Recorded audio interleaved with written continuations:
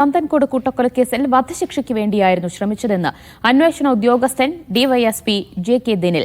പ്രതിയുടെ പ്രായമടക്കം കോടതി പരിഗണിച്ചു. തുടർ നടപടികൾ ഉന്നത ഉദ്യോഗസ്ഥരുമായി ആലോചിച്ച് തീരുമാനിക്കുമെന്നും ഡിവൈഎസ്പി മീഡിയ വണിനോട് പറഞ്ഞു.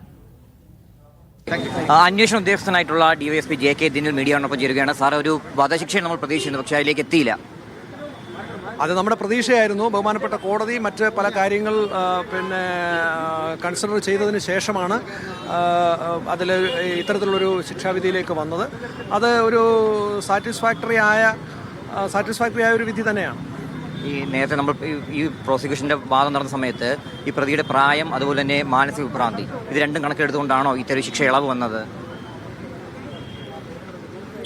പ്രതിയുടെ പ്രായവും മറ്റ് സാഹചര്യങ്ങളും ഒക്കെ ബഹുമാനപ്പെട്ട കോടതി കൺസിഡർ ചെയ്തിട്ട് മാത്രമല്ലേ അത് ചെയ്യാനായിട്ട് കഴിയുള്ളൂ. അത് കോടതിയുടെ ഡിസ്ക്രിപ്ഷനും കോടതിയുടെ തീരുമാനങ്ങളുമാണല്ലോ.